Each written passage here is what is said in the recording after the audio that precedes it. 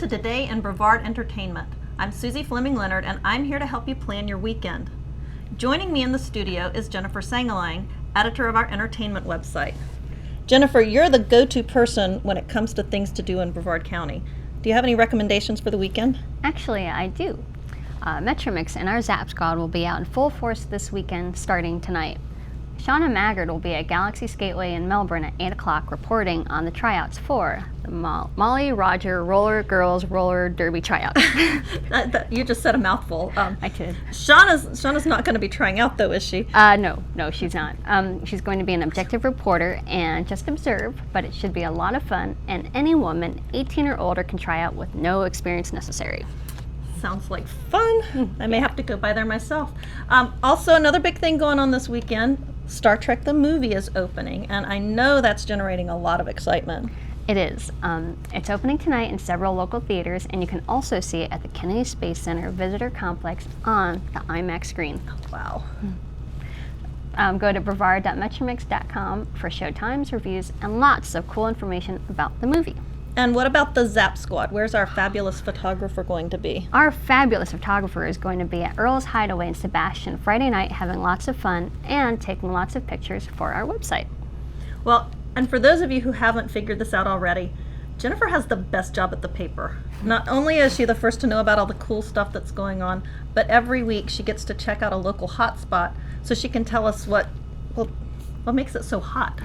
Where'd you go this week, Jennifer? Well, earlier this week, I went to Little Phillies in Satellite Beach to have some lunch, and I'm gonna tell you, I am still full from that Philly cheesesteak sandwich.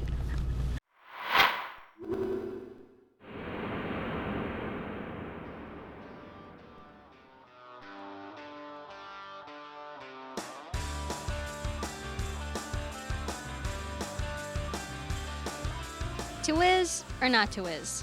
That is a question. I'm Jennifer Sangalang with Metromix Brevard, and we're here at Little Phillies in Satellite Beach, where they make the mother of all Philly cheesesteaks. Let's go inside and see how these supersized sandwiches are made.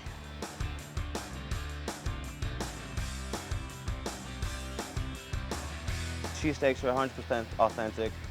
Our stuff comes from Philadelphia. Our rolls are Amoroso. All of our lunch meat comes from Dietz & Watson, which is out of Philadelphia. We're 100% authentic cheesesteak as you can get in Philly. Now, what exactly is on a Little Phillies Philly cheesesteak sandwich? Well, we can do a plain cheesesteak, which is just steak and cheese. We have 3 different types of cheese you can choose from. We have provolone, American, and Cheese Whiz. Big thing in Philly is the whiz or no whiz. That's one of the things that make us so authentic.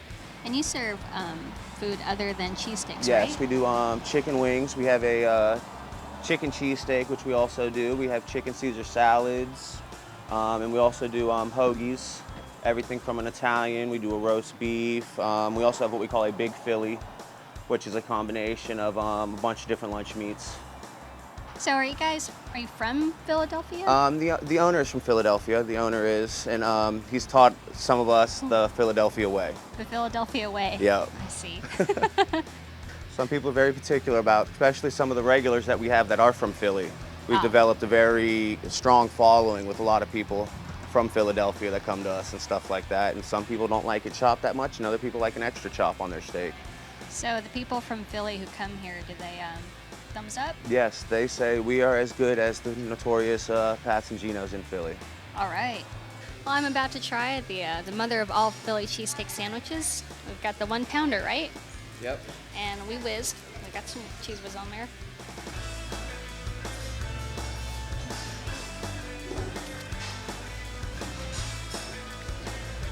That's cheesy. It's very, very good. The meat is tender, melts in your mouth. Yep, and that's one of the notorious Philly cheesesteaks from Little Phillies. Done the Philadelphia way. Yes, ma'am. Get the 411 on Fun and Brevard. Metromix Brevard has you covered. Text MMXBV to 44636 to get alerts on Zap Squad and fun events. Get the latest updates on Twitter, Facebook, and MySpace. Leave a comment or email us at brevard@metromix.com. Oh man, that looked good. It really does look like the mother of all sandwiches. You know, it tasted good too. Well, speaking of Mother's Day, this weekend is Mother's Day, and Jennifer, since you're a mother, I got you a corsage. Oh, I stopped by Rockledge Wine and Roses this morning. Oh, and you I picked did? up a corsage. oh, that is so and it sweet. even matches your outfit. Oh, Suzy, I'm So- really touched. So happy Mother's Day. Well, thank you. Thank And you very much. You're welcome. Aw. And if you haven't gotten your mother flowers already, you better hurry up. If you haven't gotten your reservations for lunch or brunch, if you don't know where to go, you can pick up a copy of today's Life section, tomorrow's TGIF section, or you can visit Metro Mix anytime for more information. You sure can. Well, several restaurants are offering specials and entertainment. So, if your mom is in town, treat her to a nice meal and spend some quality time. And after you eat, you can head over to the Brevard Zoo. They're offering free admission for mothers with proof of a child. Right. And according to reporter Chris Kreidler, they're having a bit of a Mother's Day celebration among the animals. Chris visited the zoo recently to check out the new babies and to visit the new rhino encounter. Sounds like fun. Sure, the Brevard Zoo has new baby Visayan warty piglets. It's the third litter for the endangered pigs. And there's a new baby oryx, which you can see from the train. But the big talk at Brevard Zoo is about its new rhino encounters. They like the backs of their ears scratched. When you stand up at the platform and look down on the rhino or look down on the giraffe, then it's hard to actually conceive how big a 5,000-pound white rhino really is. And when you're standing down next to them in the area, you can actually appreciate just how big they truly are. Sponsor Cindy Schwab was one of the first people to pet the rhinos in the zoo's Expedition Africa. It's just amazing. I think it's so cool. And you made this possible. Oh, thanks. Bars keep visitors and rhinos safely separated as they share the call of the wild, along with some snacks and hay. For Florida Today, this is Chris Kreidler. Of course, you can always take Mom to the theater this weekend. There are plenty of shows opening and continuing on local stages. You've got Sisters Rosenweg opening at Titusville Playhouse, and the Tony Award-winning Drowsy Chaperone will be at the King Center Tuesday and Wednesday. Can We Talk, which is a collection of original one-act plays, is continuing at Surfside and Cocoa Beach, and the great musical Hello Dolly has another 2 weeks at the Henniger Center in downtown Melbourne. And then there's The Fantastics. That's opening Friday at Cocoa Village Playhouse. This musical is celebrating its 50th anniversary on Sunday and is the longest-running musical in history. Arts writer Pam Harbaugh is going to give us a peek at rehearsal earlier this week, and when we come back, Pam and Anastasia Hawkins-Smith, who directs the show, will join us to talk about this great musical.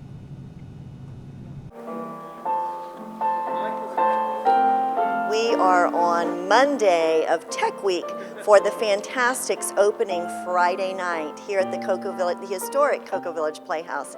We have 4 rehearsals remaining until opening night. We have set people that are finishing up our set, lighting people that are getting ready to light our show tonight, and musicians setting up, our sound designers setting up, and we're just excited here tonight. So it's really cool to be back here working, and then I get to hear it, and then eventually I get to see it all put together, and it sounds like a cute show. The costumes for the Fantastics are a little bit simpler than our usual fare. It's there's only 8 characters, and it's not double cast, all of which are very unusual for our stage. Right now today, New York City deemed this the Fantastics Day. It's been the longest running off-Broadway musical. It's been in production for 50 years. It's a show about life, and I'm very excited to present our 2 young leads as Matt and Louisa for the very first time on the Playhouse stage. And the sun was burning like a hot pomegranate. Ben Cox as El Gallo does a wonderful job narrating us through the seasons of life, if you will. And grain was yellow. Try to remember the kind of September when you were a tender and callow fellow. The Fantastics opening Friday night here at the historic Cocoa Village Playhouse.